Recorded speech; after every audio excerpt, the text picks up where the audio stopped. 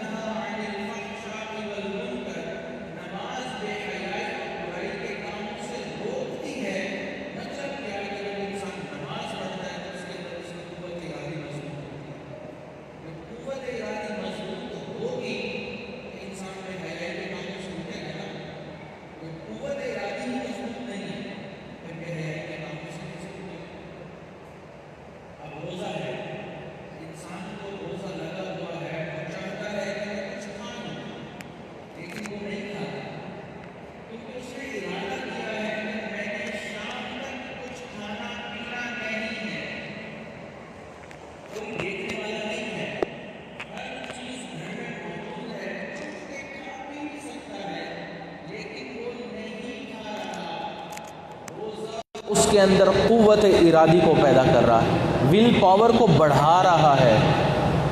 قربانی ہم کرتے ہیں، قربانی ول پاور کو بڑھاتی ہے۔ اسی طرح آپ جتنی عبادات لیتے چلے جائیں یہ انسان کے اندر قوت ارادی کو بڑھاتی ہیں۔ مشائخ اللہ کا ذکر کرتے ہیں، یہ اللہ تعالیٰ کا ذکر انسان کے اندر قوت ارادی کو پیدا کرتا ہے۔ آپ اندازہ لگائیں کہ مجاہدین جو جہاد میں ہوتے ہیں اللہ تعالیٰ ان کو بھی حکم فرما رہے ہیں کہ جب تم دشمنوں سے لڑ رہے ہو عین اس وقت تم اللہ کا ذکر کرو۔ کیوں؟ کیونکہ دشمن سے لڑتے وقت انسان کے اندر قوت ارادی کا مضبوط ہونا بہت ضروری ہے، ورنہ دشمن سے لڑ نہیں سکے گا انسان۔ عین حالت جہاد میں بھی ذکر کرنے کا جو حکم دیا اس لیے کہ تم ذکر کرو گے، تمہارا ارادہ مضبوط ہوگا، پھر اللہ کی مدد نازل ہو جائے گی۔ تو جتنی عبادات ہمیں زندگی میں دین اسلام نے سکھائی ہیں وہ تمام کی تمام عبادات انسان کے اندر ول پاور کو بڑھاتی ہیں، انسان کے اندر قوت ارادی کو بڑھاتی ہیں۔ اور آج اسی قوت ارادی کی کمی ہے جس کی وجہ سے ہماری نگاہیں ہمارے کنٹرول میں نہیں، جس کی وجہ سے غیر محرم کو ہم دیکھتے پھرتے ہیں، جس کی وجہ سے ہم گانے سن رہے ہوتے ہیں۔ یہ قوت ارادی نہ ہونے کی وجہ ہے۔ نفس پر جو قابو پا لیا جاتا ہے یہی تو قوت ارادی ہے۔ یہ جو مشائخ ہر وقت کہتے ہیں کہ نفس کے اوپر قابو پا لو، نفس کے اوپر قابو پا لو، اس کا کیا مطلب ہے؟ مطلب قوت ارادی پیدا کرو۔ نفس کے اندر ایک خواہش پیدا ہوئی، اس خواہش کو دبا لیا، یہ قوت ارادی ہے، یہ ول پاور ہے۔ آپ اندازہ لگائیں کہ نبی علیہ الصلوۃ والسلام نے حدیث مبارکہ میں ہے، صحابہ کرام سے پوچھا پہلوان کون ہے؟ صحابہ نے عرض کیا اللہ کے محبوب جو دوسروں کو پچھاڑ دے، گرا دے، وہ پہلوان ہے۔ فرمایا نہیں، پہلوان وہ ہے کہ جب غصہ آئے اپنے غصے پر قابو پا لے، وہ پہلوان ہے۔ یہ جو غصے پر قابو پا لینا ہے یہ کیسے ہے؟ یہ ول پاور کی وجہ سے، قوت ارادی مضبوط ہونے کی وجہ سے۔ ورنہ کتنے لوگ ایسے ہیں غصہ آتا ہے تو اپنے قابو سے باہر ہو جاتے ہیں۔ کتنے ایسے استاد ہیں جب غصہ آتا ہے نہیں دیکھتے کہ بچے کو کہاں لگ رہی ہے، بس مارتے چلے جاتے ہیں۔ قوت ارادی کی کمی ہے۔ تو اس لیے ہمیں چاہیے کہ ہم اپنے اندر قوت ارادی کو پیدا کریں، اور وہ کیسے ہوگی؟ عبادات کے ذریعے ہوگی، کثرت ذکر کے ذریعے ہوگی، اللہ والوں کی صحبت سے آئے گی۔ کیوں؟ اللہ والوں کے اندر قوت ارادی بہت زیادہ ہوتی ہے، اس لیے تو نفس کی خواہش کے باوجود وہ شریعت کے اوپر چلتے ہیں، یہی تو قوت ارادی ہے۔ جب انسان ان کی صحبت میں آتا ہے، جس طرح خربوزے کو دیکھ کر خربوزہ رنگ پکڑتا ہے، ان کی صحبت میں آنے سے ان کی قوت ارادی مضبوط ہونے کی وجہ سے جو صحبت میں آتا ہے اس کے اندر بھی اللہ قوت ارادی کو پیدا فرما دیتے ہیں۔ تو انسان کو چاہیے کہ وہ نیک صحبت میں رہے، ذکر کثرت سے کرے۔ آج اگر کسی سے پوچھ لو کہ مراقبہ کتنا کیا جاتا ہے، 1 منٹ، آدھا منٹ، کیوں؟ اول تو قوت ارادی ہے نہیں، اور مراقبے سے قوت ارادی بڑھتی ہے، ہم وہ بھی نہیں کر رہے ہوتے۔ تو اس لیے اللہ تعالیٰ کو وہ بندہ پسند ہے جو قوت ارادی مضبوط رکھتا ہو۔ ان الذین آمنوا ان الذین قالوا ربنا اللہ ثم استقاموا، اور وہ لوگ جنہوں نے کہا کہ اللہ ہمارا پروردگار ہے پھر اس پر ڈٹ گئے۔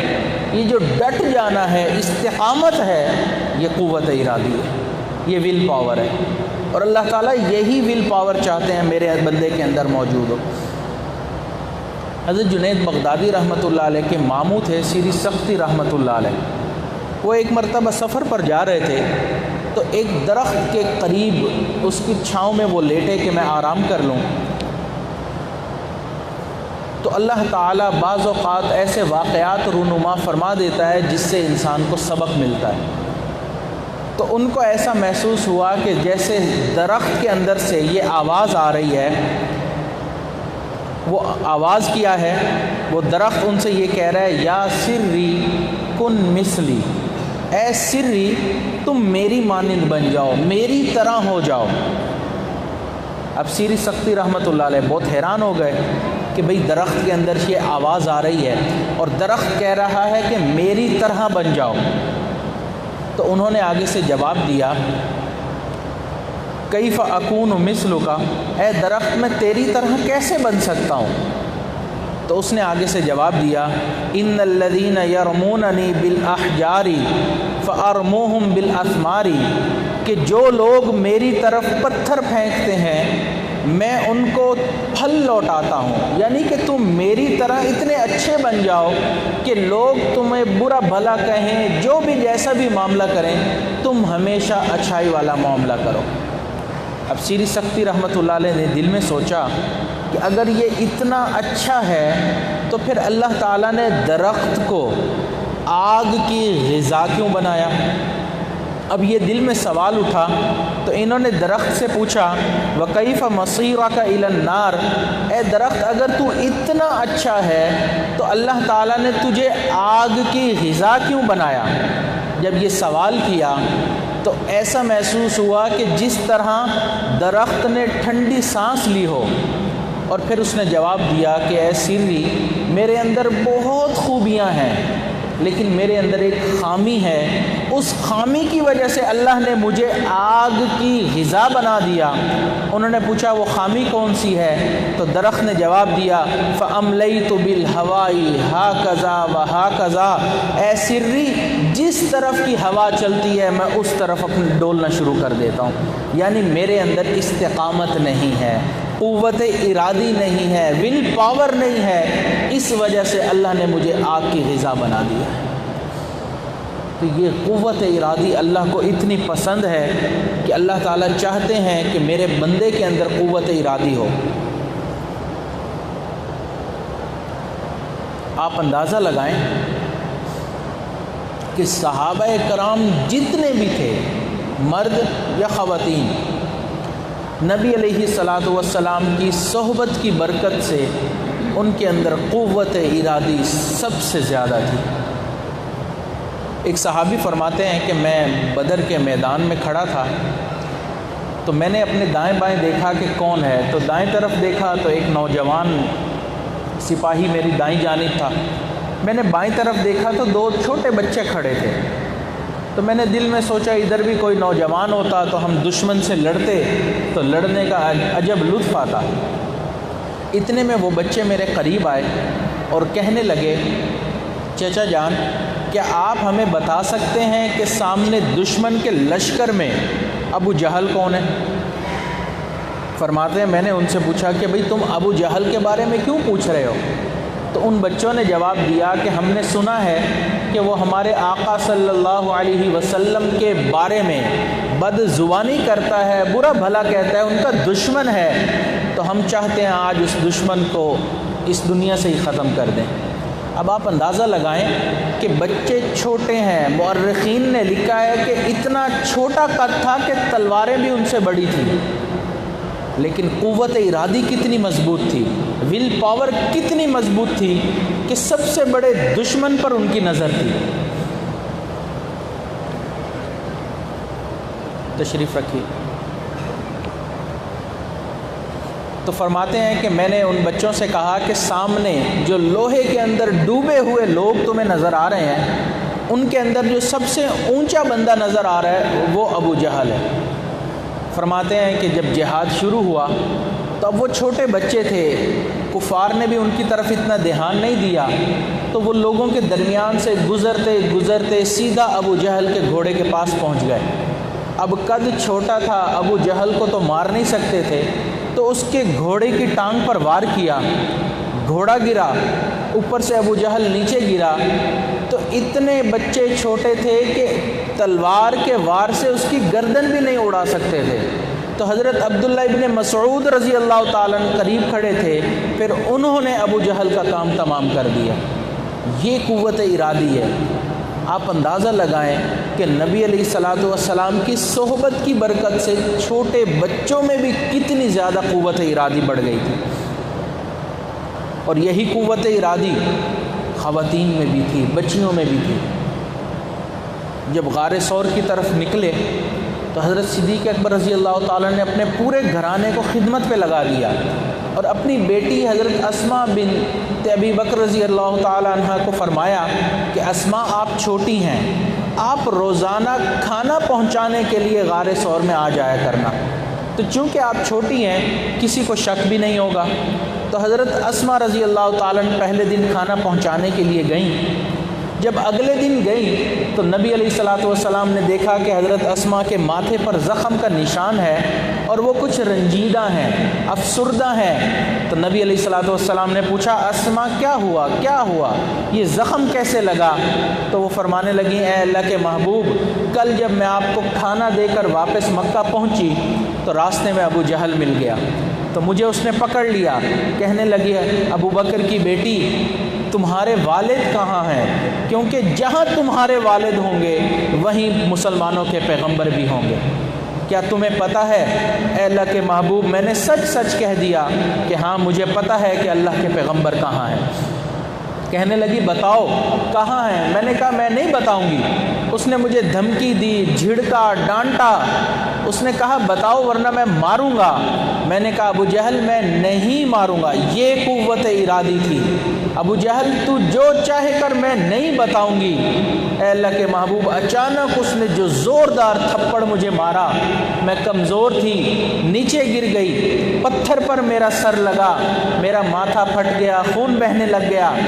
کھڑی ہوئی، آنکھوں میں آنسو تھے، ابو جہل سے کہنے لگی ابو جہل میری جان تو تیرے حوالے، لیکن محمد عربی کو تیرے حوالے نہیں کروں گی۔ یہ قوت ارادی اللہ کو مقصود ہے۔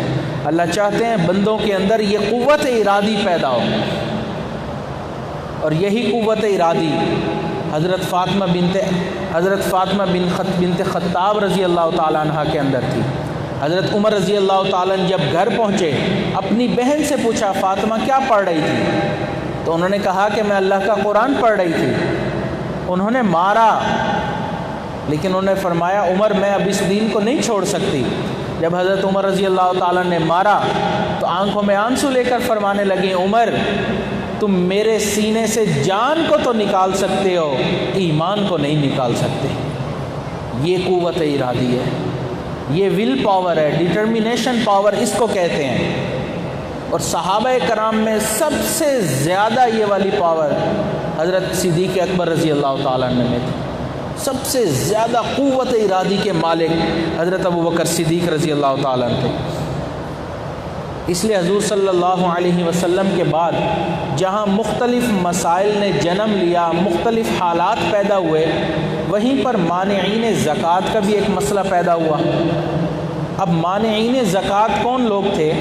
مسلمان تھے، لیکن وہ یہ کہتے تھے کہ ہم زکوٰۃ کو مرکزی بیت المال میں جمع نہیں کروائیں گے، اپنے ہی علاقے میں جمع کروائیں گے اور وہیں غرباء میں تقسیم کر دیں گے۔ اور حضرت ابو بکر صدیق رضی اللہ تعالیٰ عنہ فرماتے تھے کہ نہیں، تم نے مرکزی بیت المال میں زکوٰۃ کو جمع کروانا ہے۔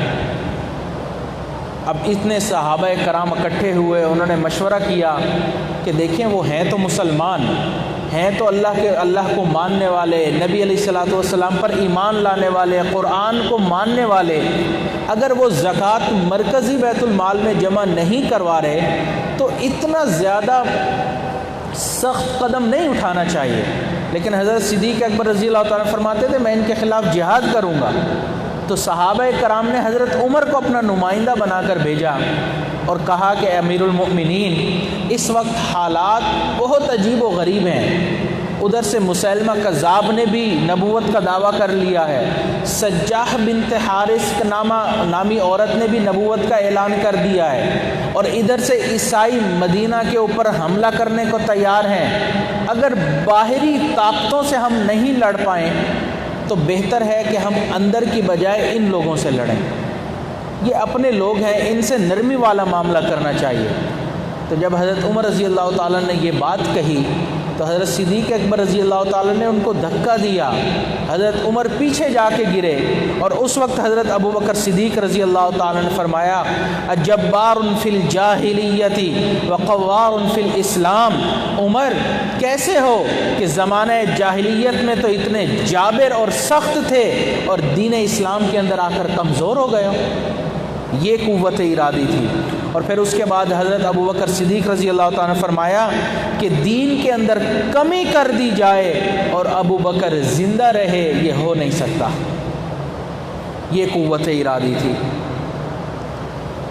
کسی نے حضرت صدیق اکبر رضی اللہ تعالیٰ عنہ سے عرض کیا کہ آپ حضرت اسامہ رضی اللہ تعالیٰ عنہ کا جو لشکر ہے وہ روانہ فرمایا، اس کو روک دیں۔ تو حضرت صدیق اکبر نے فرمایا جس لشکر کو اللہ کے محبوب نے بھیجا ہے، ابو بکر کون ہوتا ہے کہ اس لشکر کو روک دے؟ پھر فرمایا اگر مجھے یقین ہوتا کہ مدینہ میں فقط خواتین رہیں گی، باقی سب جہاد میں نکل جائیں گے اور جنگل کے جانور آ کر مدینہ کی خواتین کو چیر پھاڑ دیں گے، ابو بکر پھر بھی اسامہ کے لشکر کو روانہ کرتا، سب کو جہاد میں بھیجتا۔ یہ قوت ارادی تھی۔ اور یہیں پر آ کر مفسرین نے فرمایا فقام مقام الانبیاء، ابو بکر رضی اللہ تعالیٰ نے ایسی قوت ارادی دکھائی تھی جو وقت کے انبیاء دکھایا کرتے تھے۔ اور نبی علیہ الصلوۃ والسلام کے اندر بھی یہی قوت ارادی سب سے زیادہ مضبوط تھی۔ آپ اندازہ لگائیں کہ نبی علیہ الصلوۃ والسلام کے اندر کتنی قوت ارادی مضبوط تھی۔ جب نبی علیہ الصلوۃ والسلام نے اعلان نبوت فرمایا تو بہت پریشر تھا، بہت زیادہ حالات سخت ہوتے چلے گئے، حتیٰ کہ نبی علیہ الصلوۃ والسلام کے چچا ابو طالب کے اوپر لوگوں نے پریشر ڈالا کہ آپ اپنے بھتیجے کو روکیں، یہ ہمارے خداؤں کو برا بھلا کہتا ہے، یہ ہمارے بتوں کو برا بھلا کہتا ہے۔ اتنا زیادہ پریشر تھا کہ ابو طالب نے نبی علیہ الصلوۃ والسلام کو بلایا اور کہنے لگے کہ بھتیجے میرے اوپر اتنا بوجھ مت ڈالو جو میں اٹھا نہ سکوں۔ تو نبی علیہ الصلوۃ والسلام پہچان گئے کہ میرے چچا اب اس پریشر کو برداشت نہیں کر پا رہے، تو فوراً نبی علیہ الصلوۃ والسلام نے فرمایا کہ چچا اگر مجھے یہ پتہ ہوتا کہ یہ میرے ایک ہاتھ پر سورج کو رکھ دیں گے، دوسرے ہاتھ کو چاند پر رکھ دیں گے، میں پھر بھی جو پیغام لے کر آیا ہوں اس کو پہنچانے سے پیچھے نہیں ہٹتا۔ یہ قوت ارادی ہے کہ انسان کوئی ارادہ کر لے تو پھر اس کو کر گزرے، اور یہی قوت ارادی اللہ تعالی ہمارے اندر دیکھنا چاہتے ہیں۔ اور قوت ارادی کیسے پیدا ہو؟ انسان عبادات کرتا ہے، اللہ والوں کی صحبت میں آتا ہے، کثرت ذکر کرتا ہے، تو اللہ تعالیٰ اس کے اندر یہ قوت ارادی کو پیدا فرما دیتے ہیں۔ اس لیے جہاں پر ہم باقی دعائیں مانگتے ہیں وہاں قوت ارادی کی نعمت کو بھی مانگیں۔ بہانے بہت ہیں کہ حالات خراب ہیں، ماحول بہت خراب ہو چکا ہے، باہر نکلتے ہیں تو بہت ماحول خراب ہے، بے حیائی بہت ہے۔ اللہ والے بھی اسی دنیا میں رہتے ہیں۔ اس لیے ہمارے دادا شیخ حضرت مرشد عالم خواجہ غلام حبیب رحمۃ اللہ علیہ فرمایا کرتے تھے کہ دیکھو اللہ تک جانے کا راستہ جنگلوں اور غاروں سے ہو کر نہیں جاتا، انہی گلی بازاروں سے ہو کر جاتا ہے۔ تو انہی گلی کوچوں بازاروں میں رہنا ہے، لیکن اپنی ول پاور کے ذریعے اپنی نفس کی قربانی دینی ہے اور اللہ کو راضی کرنا ہے۔ تو یہ نہیں ہے کہ ہم کسی الگ ماحول میں رہیں۔ دین اسلام نے رہبانیت کا سبق نہیں سکھایا کہ ہر چیز چھوڑ چھاڑ کر تم فقط غاروں میں چلے جاؤ، جنگلوں میں چلے جاؤ، وہاں اللہ کو پالو۔ نہیں، اس کے اندر ول پاور کون سی لگے گی جب ہر چیز چھوڑ دی؟ ایک انسان میدان میں اترا ہی نہیں ہے کھیلنے کے لیے تو اس کی کون سی طاقت لگ رہی؟ مزہ تو تب ہے کہ انسان میدان میں ہو، مخالف بھی موجود ہو، پھر انسان جیتے۔ یہ قوت ارادی اللہ کو مقصود ہے۔ ناز کیا اس پہ کہ زمانے نے بدل دیا تجھے، ناز کیا اس پہ کہ زمانے نے بدل دیا تجھے، مرد وہ ہے جو زمانے کو بدل دیتا ہے۔ زمانے کو کیسے بدلا جاتا ہے؟ اپنی قوت ارادی کے ذریعے، ول پاور کے ذریعے۔ یاد کرتا ہے زمانہ ان انسانوں کو جو موڑ دیتے تھے بڑھتے ہوئے طوفانوں کو۔ آپ نے دیکھا ہوگا کہ دریا کے ساتھ کون بہتا ہے؟ جو ہلکا ہوتا ہے۔ تنکے بہتے ہیں، پتے بہتے ہیں، کاغذ کی بنی ہوئی چیزیں بہتی ہیں، لیکن چٹان جب درمیان میں آ جاتی ہے وہ دریاؤں کا رخ بھی موڑ دیا کرتی ہیں۔ تو اس لیے انسان کو اپنے ایمان پر ایسا مضبوط ہونا چاہیے کہ جیسا بھی ماحول ہو وہ ماحول کو بدل دے، لیکن ماحول اس کے ایمان کو خراب نہ کر سکے۔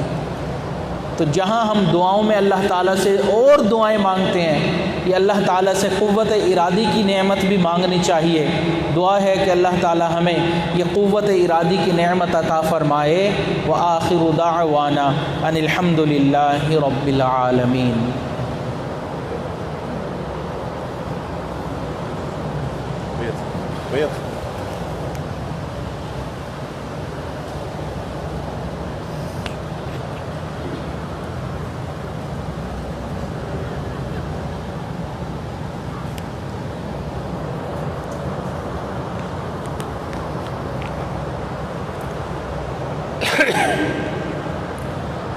الحمد للہ وکفا وسلام علی عبادہ الذین اصطفیٰ، اما بعد۔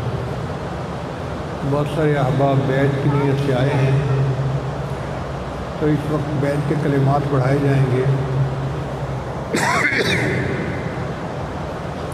آپ حضرات کی نیت کر لیں کہ ہم اس وقت اپنی زندگی کے گناہوں سے سچی پکی توبہ کر رہے ہیں اور آئندہ نیکوکاری کی زندگی گزارنے کا ارادہ کر رہے ہیں۔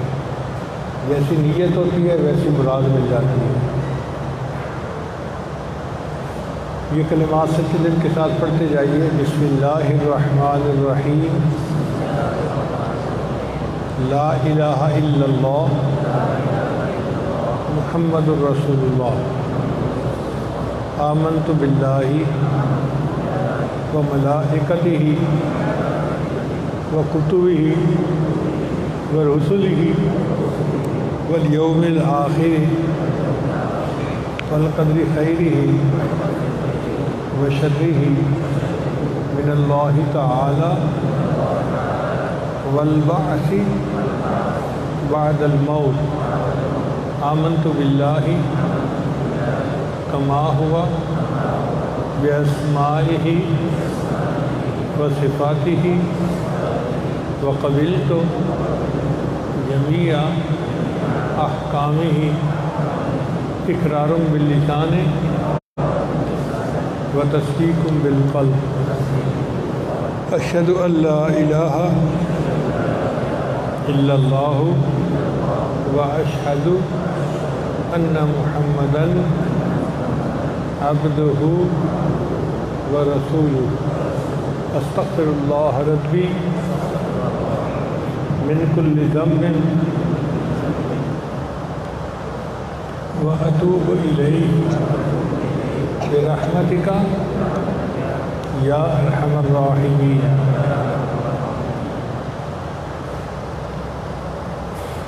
ان کلمات کو پڑھنے سے ہم بیعت ہو چکے ہیں۔ چند معمولات ہیں جن کو باقاعدگی سے کریں گے تو اللہ تعالیٰ دل کو منور کریں گے۔ ان میں پہلا عمل ہے 100 مرتبہ استغفار صبح شام پڑھنا، استغفر اللہ ربی من کل ذنب و اتوب الیہ۔ دوسرا ہے 100 مرتبہ درود شریف صبح شام پڑھنا، اللہم صلی علی سیدنا محمد وعلی آل سیدنا محمد وبارک وسلم۔ تیسرا قرآن مجید کی تلاوت روزانہ کرنا، آدھا پارہ کریں یا 1 پارہ روزانہ قرآن مجید پڑھا ضرور کریں۔ چوتھا ہے چلتے پھرتے ہر وقت دل میں اللہ کو یاد کرنا۔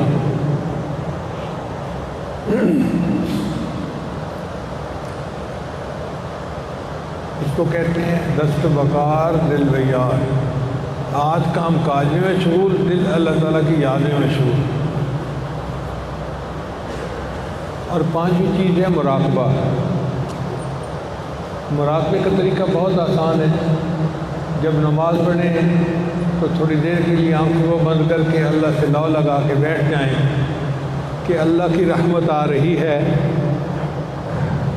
دل میں سما رہی ہے، دل کی ظلمت اور سیاہی دور ہو رہی ہے، اور میرا دل اللہ اللہ اللہ بول رہا ہے اور میں سن رہا ہوں۔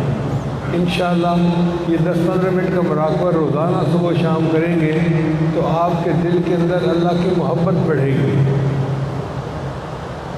اور آپ اللہ تعالیٰ کی محبت کی وارنس کو خود محسوس کریں گے۔ دعا ہے اللہ تعالیٰ سب کو اپنے مقبول بندوں میں شامل فرمائے۔ دعا سے پہلے تھوڑی دیر کے لیے مراقبہ کر لیجئے، آنکھوں کو بند کر لیجئے، سر کو جھکا لیجئے، دنیا اور جو کچھ دنیا میں ہے اس سے ہٹ کٹ کے اللہ کی یاد میں ڈوب جائیے۔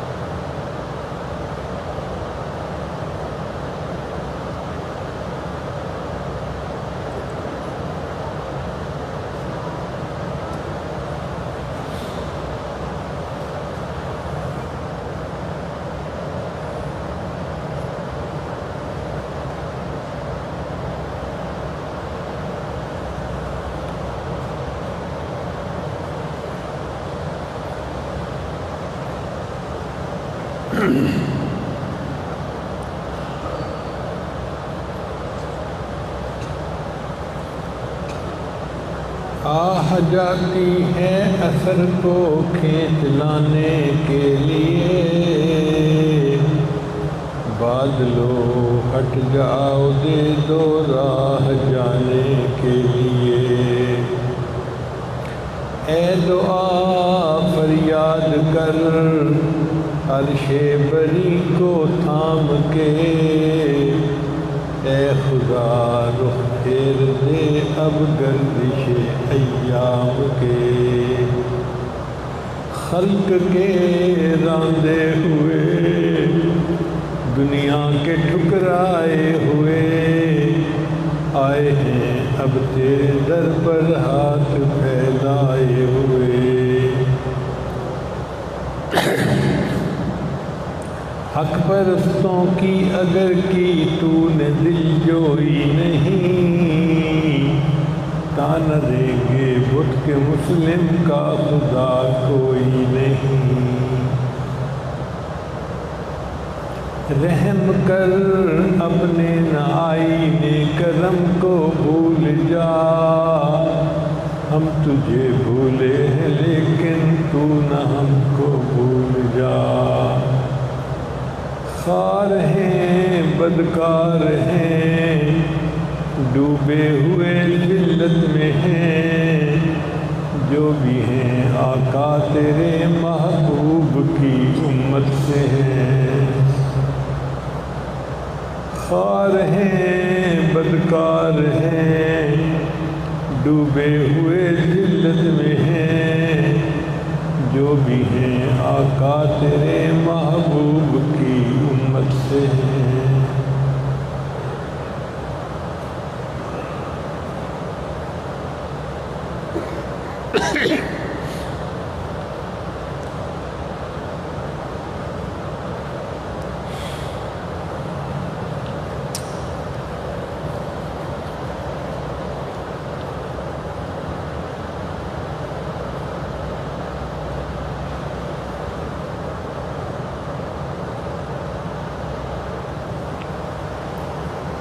لا الہ الا اللہ محمد رسول اللہ۔ دعا کر لیجئے، سبحان ربی العظیم وحب اللہم صلی علی سیدنا محمد وعلا آل سیدنا محمد وبارک وسلم۔ ربنا ظلمنا انفسنا وان لم تغفر لنا وترحمنا لنکونن من الخاسرین۔ اے رب کریم، جتنے بھی لوگ یہاں موجود ہیں ہم سب کے گناہوں کو معاف فرما، خطاؤں سے درگزر فرما، عیبوں کی پردہ پوشی فرما۔ اللہ ہمارے گناہ جتنے بھی زیادہ ہیں آپ کی رحمت سے زیادہ نہیں ہو سکتے، اللہ اپنی رحمت کا معاملہ کر دیجئے، ہمارے گناہوں کو معاف کر دیجئے، ہمارے گناہوں کو نیکیوں میں تبدیل فرما دیجئے، اللہ ہم پر رحمت کی نظر فرما دیجئے، اللہ ہم پہ ترس کھا لیجئے، میرے مولا ہم پر رحم فرما لیجئے۔ اللہ تیری ایک نگاہ کی بات ہے، میری زندگی کا سوال ہے، اللہ ایک رحمت کی نظر ڈال دیجئے اور ہماری بگڑی بنا دیجئے۔ اے اللہ ہم نیک بننا چاہتے ہیں، ہمارا نفس اور شیطان اس راستے میں رکاوٹ ہیں۔ اے اللہ نفس اور شیطان کے مقابلے میں ہمیں قوت ارادی عطا فرما، ہمت عطا فرما، اور اے اللہ ہمیں اپنے مقبول بندوں میں شامل فرما، اپنے فرما بردار بندوں میں شامل فرما، اللہ متقی بندوں میں شامل فرما، اے اللہ نیکوکار بندوں میں شامل فرما، اللہ پیشانی کے بالوں سے پکڑ کر ہمیں نیکی کے رستے پر چلنے کی توفیق عطا فرما۔ اے اللہ بچہ گر جاتا ہے تو باپ کو بلاتا ہے کہ مجھے اٹھا دیجئے۔ اے اللہ ہم گناہوں کی دلدل میں گرے پڑے ہیں، اب آپ کو بلاتے ہیں، آپ ہمارے پروردگار ہیں، ہمارا سہارا بن جائیے، ہمیں اٹھا لیجئے، اللہ ہمیں ڈوبنے سے بچا لیجئے، ضائع ہونے سے بچا لیجئے۔ اے اللہ ہمارے حال پر رحمت کی نظر فرما دیجئے، کرم کی نظر فرما دیجئے، ہماری ان دعاؤں کو اپنی رحمت سے قبول فرما لیجئے۔ اے اللہ اس مسکین کے پاس تو دینے کے لیے دعائیں ہیں، مگر آپ کے پاس تو دینے کے لیے کائنات کے خزانے ہیں۔ اللہ کائنات میں خزانوں کے دروازے کھول دیجئے اور ہم سب کی جھولیاں بھر دیجئے۔ جتنے یہاں ہاتھ اٹھائے بیٹھے ہیں، جھولیاں پھیلائے بیٹھے ہیں، اللہ سب کی مرادیں پوری کر دیجئے، اللہ کرم کر دیجئے۔ اللہ ہمارے ملک کی حفاظت فرما، اس کو دین کا قلعہ بنا اور ہمیں یہاں شریعت و سنت کے مطابق زندگی گزارنے کی توفیق عطا فرما۔ اے اللہ جس ملک کے دشمن ہیں ان کو ہدایت عطا فرما، اور جن کی قسمت میں ہدایت نہیں ان کو چن چن کے دفع دور فرما۔ اے اللہ مدارس عربیہ کی حفاظت فرما، دعوت و تبلیغ کے کام کی حفاظت فرما، جہاں اللہ لوتی اور خانقاہوں کی حفاظت فرما، اقامت دین کی کوششوں کی حفاظت فرما۔ جو علماء صلحاء دین کا کام کر رہے ہیں اللہ ان کی جانوں کی حفاظت فرما، اللہ ان کے ساتھ اپنی مدد اور نصرت شامل حال فرما۔ ہماری ان دعاؤں کو اپنی رحمت سے قبول فرما۔ اے اللہ ہمارے یہ ملک بحرانوں کا شکار ہے، تمام بحرانوں کو ختم فرما، اللہ رزق کی پریشانیاں ختم فرما۔ اے اللہ ہماری ان دعاؤں کو اپنی رحمت سے قبول فرما۔ اے اللہ ہماری اچھی تربیت فرما، ہمیں ملک کا ایک اچھا شہری بن کر زندگی گزارنے کی توفیق عطا فرما۔ ہماری ان دعاؤں کو اپنی رحمت سے قبول فرما۔ اے اللہ زندگی میں بار بار اپنے گھر کا دیدار عطا فرما، اپنے حبیب صلی اللہ علیہ وسلم کے در کی قبولیت والی حاضری بار بار نصیب فرما۔ بہت سارے دوستوں نے دعاؤں کے لیے کہا ہے اور بہت سارے لوگ دعاؤں کی نیت سے آئے ہیں مگر کہہ نہیں سکے۔ اے اللہ تو سب کے دلوں کی مرادیں جانتا ہے، سب کی مرادیں پوری کر دیجئے، سب کی دعائیں قبول فرما لیجئے، اٹکے کاموں کا ہونا آسان فرما، الجھے کاموں کو اپنی رحمت سے سلجھا، ہماری ان دعاؤں کو اپنی رحمت سے قبول فرما۔ صلی اللہ تعالی ہمارے والدین عزیز اقارب مشائخ جو فوت ہو چکے ان کی مغفرت فرما، اور جن کی آپ نے مغفرت کر دی قرب کے اعلیٰ ترین درجات عطا فرما۔ اے اللہ فوج پاکستان کی حفاظت فرما۔ اے اللہ ان کو دشمن کے خلاف بنیان مرصوص بننے کی توفیق عطا فرما۔ اے اللہ ہماری ان دعاؤں کو اپنی رحمت سے قبول فرما۔ جو ہمارے ملک کے حاکم ہیں ان کو وقت کے مناسب اچھے فیصلے کرنے کی توفیق عطا فرما۔ اللہ ہماری ان دعاؤں کو اپنی رحمت سے قبول فرما، آنے والے وقت کو گزرے وقت سے بہتر فرما، آنے والی زندگی کو گزری زندگی کا کفارہ بنا۔ صلی اللہ تعالی علی حبیبہ سیدنا محمد و آلہ و اصحابہ اجمعین برحمتک یا ارحم الراحمین۔